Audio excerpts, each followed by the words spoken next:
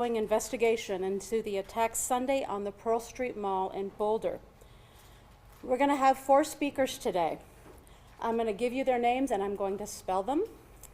So first you will hear from Acting U.S. Attorney J. Bishop Gruell for the District of Colorado. That is the initial J period, first name Bishop, B as in boy, I-S-H-O-P, Gruell, G-R-E-W-E-L-L. Our second speaker will be 20th Judicial District Attorney Michael Dougherty. That is Michael, the common spelling, and Dougherty is D as in dog, O-U-G-H-E-R-T-Y. Next, you will hear from FBI Denver Special Agent in Charge Mark McCulloch. That is Mark, the common spelling with the K, and McCulloch, M as in Mary, I-C-H-A-L-E-K. The final speaker today will be Boulder Police Chief Stephen Redfern. That is S-T-E-P-H-E-N, and Redfern is R-E-D-F-E-A-R-N. We will take a few questions at the end, and now I'm going to turn the podium over to Mr. Gruell. Thank you. Thank you, Ms. McGuire. I'm Bishop Gruell, the Acting U.S. Attorney for the District of Colorado. On behalf of myself, my office, and the entire Department of Justice, I want to express my heartbreak and my support for the victims, their families, and the community of Boulder. I pray for those families, as well as everyone in Boulder, Colorado, and the nation who woke up this morning worried about themselves, their loved ones, and not feeling safe in their own communities because of yesterday's attack. I assure you that my office and our partners are here for you, and we are taking action. I want to thank the first responders, citizens and law enforcement alike, who worked to quickly end this violent attack, save lives, and tend to those who were injured. I also want to thank our law enforcement partners at Boulder Police, including Chief Redfern, the FBI, including Special Agent in Charge Michalak, and the Boulder DA's office, including DA Michael Dougherty. They worked hand in hand with my office as the matter was thoroughly investigated and prepared for charges. And I want to thank our partners in D.C., including Attorney General Bondi, Director Kash Patel, and Assistant Attorney General in charge of Civil Rights, Harmeet Dhillon, for their support. My office and AAG Dhillon were in contact yesterday throughout the day, which helped lead to the federal charge that we're announcing today. My office has charged Mohammed Sabri Solomon, age 45, with the commission of a hate crime under 18 U.S.C. Section 249. When that offense includes attempted murder, the statutory maximum federal sentence is life in prison.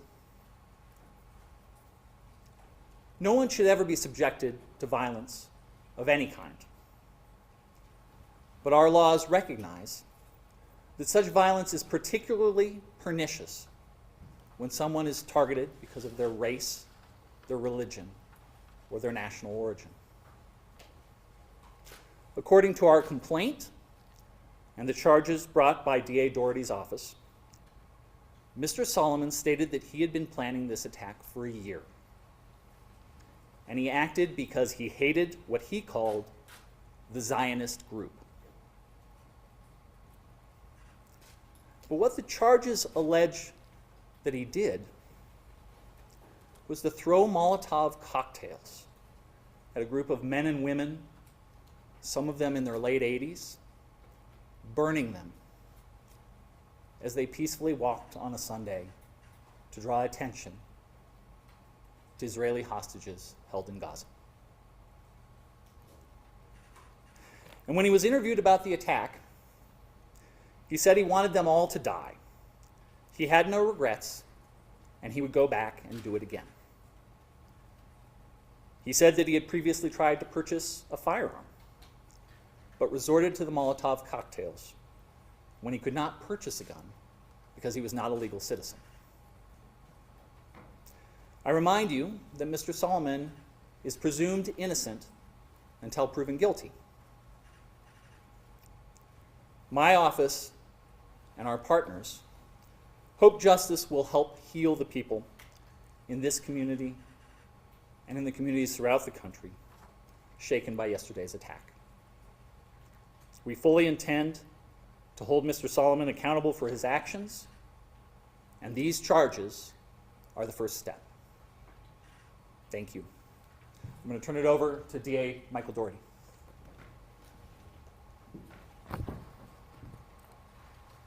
Good afternoon.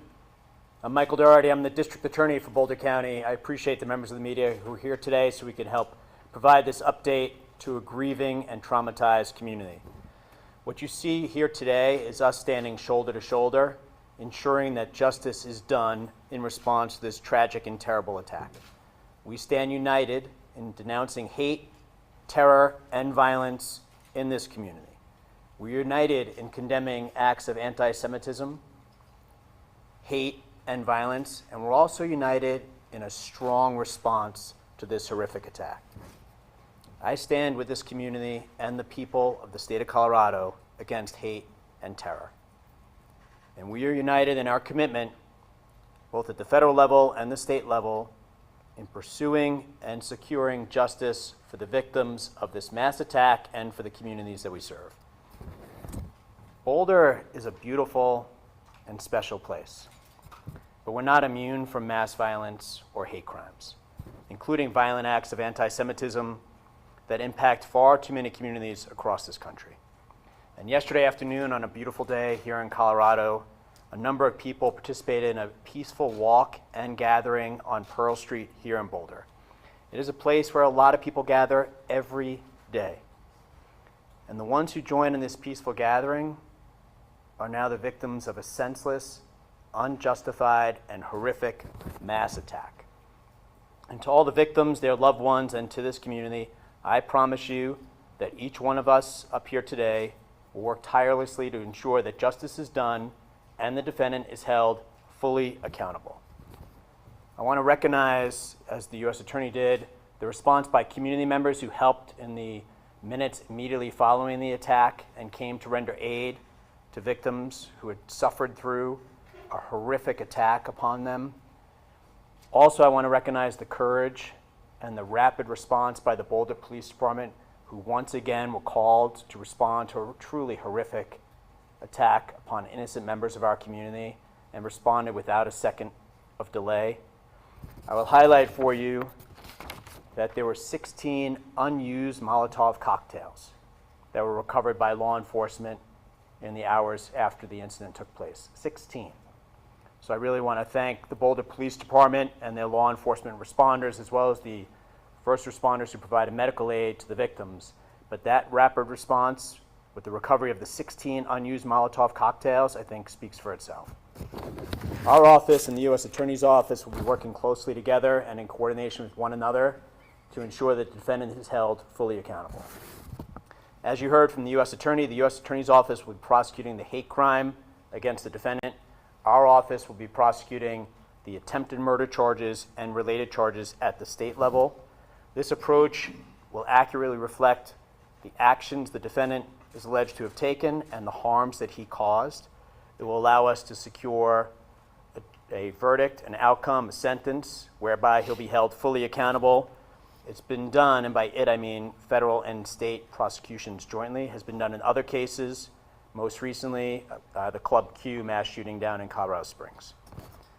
At the time the arrest affidavit and warrant were filed with the state court yesterday, there were 8 victims identified, and I'll touch briefly now on the charges that were filed at the state level, as well as the possible sentences he faces if convicted on those charges. So there were 16 counts of attempted murder in the first degree. 8 of those counts are for attempted murder with intent and after deliberation. The other 8 counts are attempted murder with extreme indifference, so 16 counts total. If the defendant's convicted and those counts are running consecutive to one another, he would face a maximum of 384 years in state prison. He's also charged with 2 counts of use of an incendiary device. If convicted of those charges and they run consecutive, he would face a maximum sentence of 48 years. He's also charged with 16 other counts of attempted use of an incendiary device.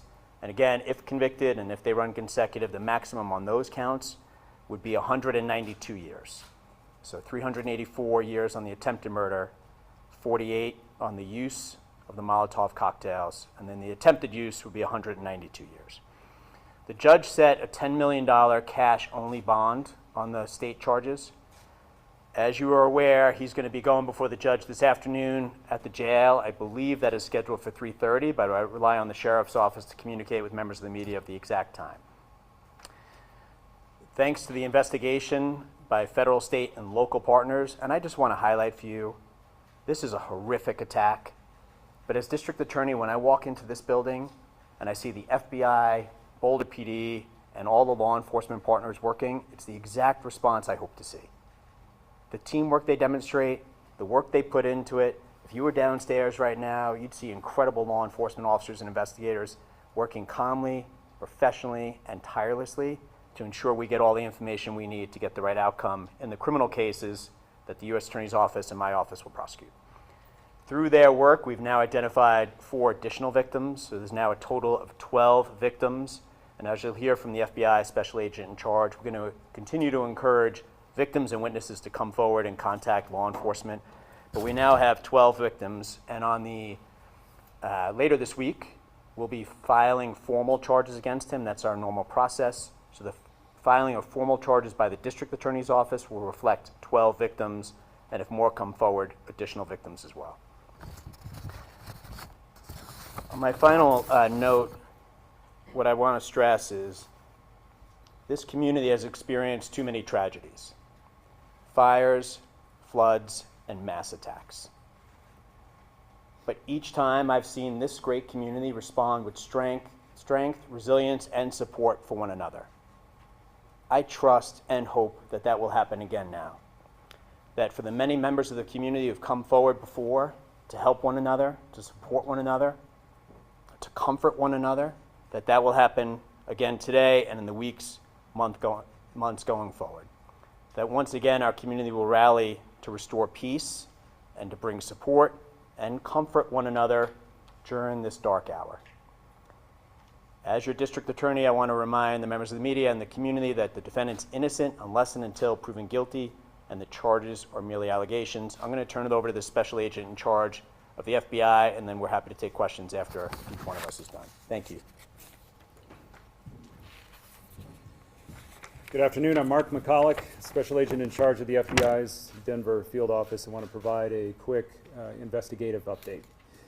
The FBI has been here on the scene in Boulder for the past 24 hours, and we stand shoulder to shoulder with the Boulder Police Department and our partners. Their heroic and swift actions clearly saved lives. As mentioned, there were 16 unused Molotov cocktails within arm's reach of the subject at the time of his arrest. So there is no question that the first responders saved lives and prevented further victims from being injured. And I think the fact that we have both federal and state charges within 24 hours of this attack is a testament to the strength of the partnerships, the professionalism of the investigators, and our commitment to the community and to each other to pursue justice. We continue to support the victims, their families, and the greater community with personnel and resources. Our hearts go out to the victims, and we want you to know that we are committed to being here for you. Since 2 o'clock yesterday, more than 30 special agents, intelligence experts, and professional staff have deployed to provide forensic, investigative, and crisis management support, as well as additional resources are being surged from other field offices and at our headquarters in Washington, D.C., and they're on the way. While at this time it appears the perpetrator acted alone, we do continue to investigate all possibilities and pursue all investigative leads. If we uncover evidence that others knew of this attack, or supported the subject in this attack, rest assured that we will aggressively move to hold them accountable to the fullest extent of the law. Since the investigation began 24 hours ago, the FBI has conducted 44 witness interviews. We've executed search warrants on vehicles, property, and digital devices. We've deployed our full evidence response team both to Boulder at the main crime scene and the execution of a search warrant at a residence tied to the subject in Colorado Springs. Members of the ERT worked through the night to gather all evidence so that the Pearl Street could swiftly be reopened this morning. We've deployed victim specialists to hospitals and assigned one to each and every victim that's been identified to date. We've set up a digital media tip line. We've deployed a mobile command post for information sharing and evidence control, and we continue to canvass for witnesses, additional victims, and camera footage. We ask that you call us at 1-800-CALL-FBI if you have any information about the events that transpired yesterday. If you saw something, if you heard something, if you have information, our investigators want to hear from you. If you have multimedia evidence, whether that is photos, social media posts, or videos related to the attack, please visit the site that we've established, and you can provide your information at fbi.gov/Boulder attack. We at the FBI are not tracking any credible threats to the Boulder community at this time. However, if you see something suspicious, we urge you to call 911. The FBI takes seriously its mission to protect the American people of the United States, both nationally as well as here and in Boulder.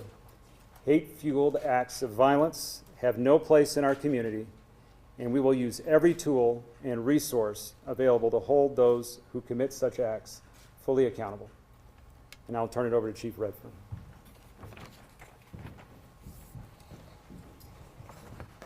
Thank you. Good afternoon. Again, my name is Stephen Redfern. I have the honor to serve as the police chief here in Boulder. I want to give a few updates from the city and the police department before we take some questions. So today, in the aftermath of this heinous terrorist attack in our city, I again want to start with thanking our partners. I think we've all alluded to the importance of partnerships. I can tell you, as I was rushing to the scene yesterday, one of the first or second calls I made was to the special agent in charge, because no matter what this ended up being, I knew we would need help. And once again, the FBI, all of our state, local, and federal partners have stepped up, and we are absolutely in a really good place for 24 hours into this investigation, in my opinion. Michael Doherty alluded to it, but the work that I've seen in this building and out on the street in the last 24 hours is remarkable. And every single person working on this investigation is doing their job above and beyond to bring justice to these victims, including the men that stand behind me here, and I'm grateful. The scene, as you may know, around 2 in the morning, we released the scene. So as of this time, we have no active closures in downtown Boulder. We have no areas closed off. We spent an extensive amount of time yesterday up until the early morning hours today with bomb dogs, our bomb squads, ensuring that there were no other threats in the area, and people were allowed after midnight to go back in, get vehicles, and businesses have been allowed to reopen if they so choose. I can tell you this morning I walked down Pearl Street with members of my team. I interacted with a lot of business owners, community out there, and the way I felt leaving there was I was heartened. I was heartened by the resilience of our community, the positive attitude that people had, the understanding of the inconvenience of yesterday with businesses having to close, and really I walked out of that thinking, we're going to be okay. Once again, as a community, we're going to recover after coming together. A little bit more on community. So we are aware of events this week. We're aware of things coming up in the next, we're looking 7 to 10 days out at other events, and we are going to ensure, along with our partners, that we have adequate coverage, law enforcement coverage, security at any event that's taking place this week. We want to ensure that people feel comfortable and safe in this community gathering and remembering what happened, as well as any other planned events that we have. We will be relying upon our partners, such as the State Patrol, to ensure that we have proper coverage where people can feel safe. Before this attack, we had the Boulder Police Department, the City of Boulder, had very strong relationships with our Jewish community.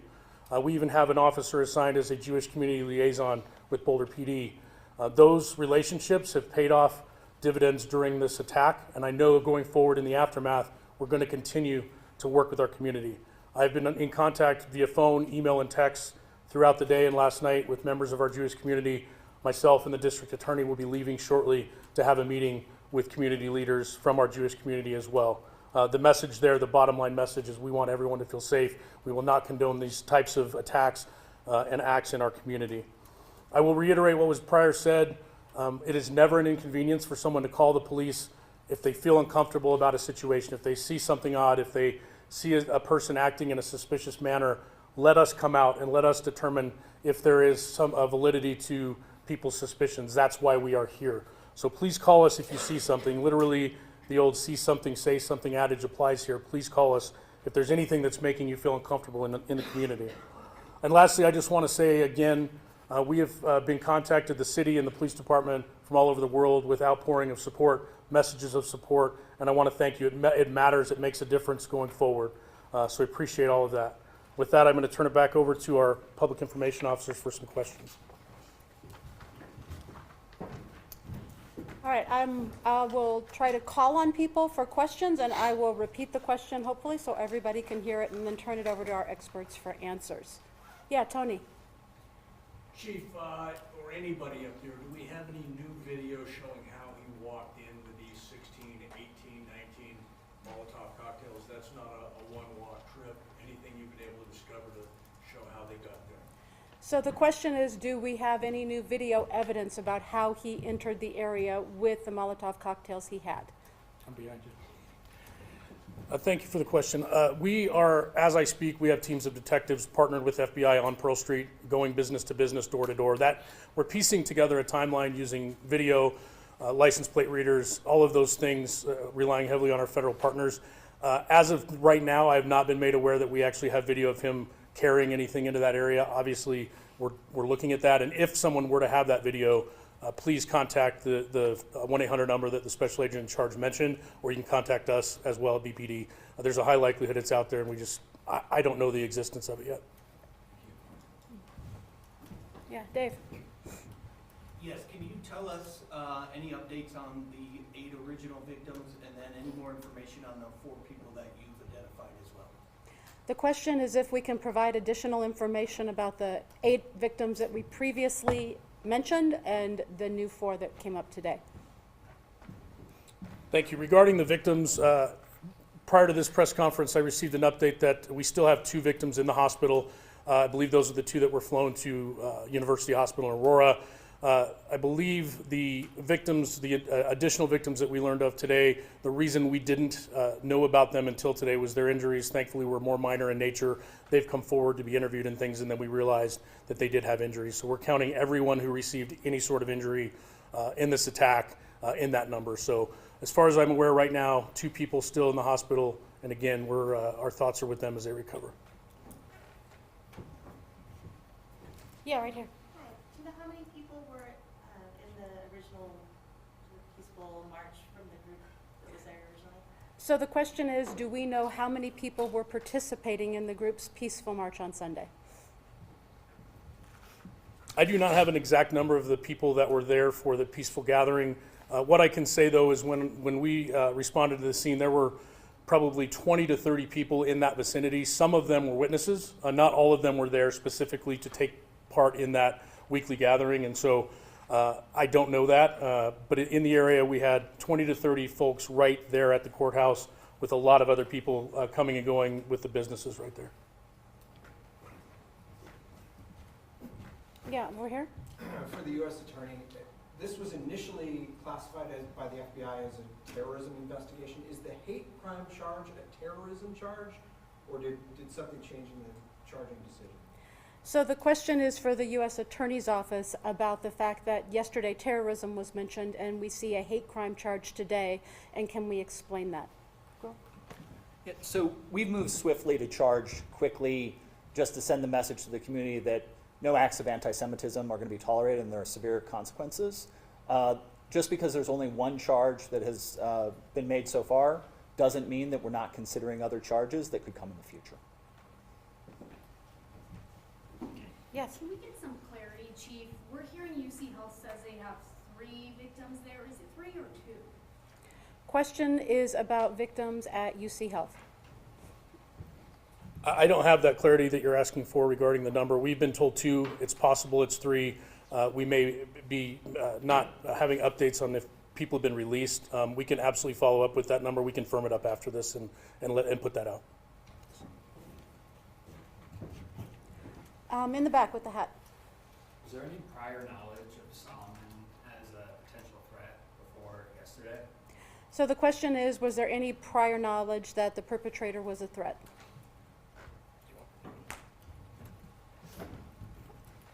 Regarding the suspect, obviously, we're still looking into him, his whereabouts, all of that. He was not on our radar in Boulder. We had no prior contacts with him here. I can't speak to his criminal history. I'm not sure if the special agent in charge has anything to add, but this was not someone that we were aware of prior. Yes. Mr. Solomon has a wife, multiple children back in his home in Colorado Springs. Given his status as being here illegally for the last 2 or 3 years, is there any knowledge of how they've been cooperating and what happens to them moving forward given the situation for his citizenship? The question is about the suspect's family and their status and what might happen to them next. As far as the family, as I mentioned, we executed a search warrant at the residence in Colorado Springs last night, and the family was cooperative for that. Regarding their status, I would just defer you to the Department of Homeland Security. Sir, can you talk about what you were looking for and what you found in that search warrant? So it was part of this investigation. It's a logical part of our investigation to see if there's additional evidence there. Evidence was recovered, including digital evidence, and we're reviewing that now to determine, as the acting U.S. Attorney said, if additional charges are warranted down the road. Was he on your radar, like terrorism task force, as a person or as a potential suspect? So the question was the subject on our radar locally as part of our joint terrorism task force, and the answer is no. Okay, thank you very much for being here today. Those are all the questions we're going to take. One more. I was just curious about the incendiary. What are they made up of? Are you allowed to talk about what they're made up of, or what is this actual devices that were used? Yeah, we'll answer one more. Sorry. So last question on the specifics on the incendiary devices. There were really 2 chunks of incendiary devices that were recovered. We've referred to Molotov cocktails, which are like glass jars with material in them that are combustible, flammable, like gasoline, and then a rag that's used with a fire to ignite them and throw them. In addition to that, it appeared he had a backpack for like a weed killer, but that contained flammable liquid in it as well. How many were used? All right, so later this afternoon, I can tell you that the U.S. Attorney's Office will have a brief news release that will be made public. We don't anticipate another large media briefing at any time in the future, but the prosecutor's offices, both the district attorney as well as the U.S. Attorney's Office, will have updates for the media as their cases proceed. And now at this time, our principals here do have another meeting to attend, as they referred to. So thank you very much for coming today.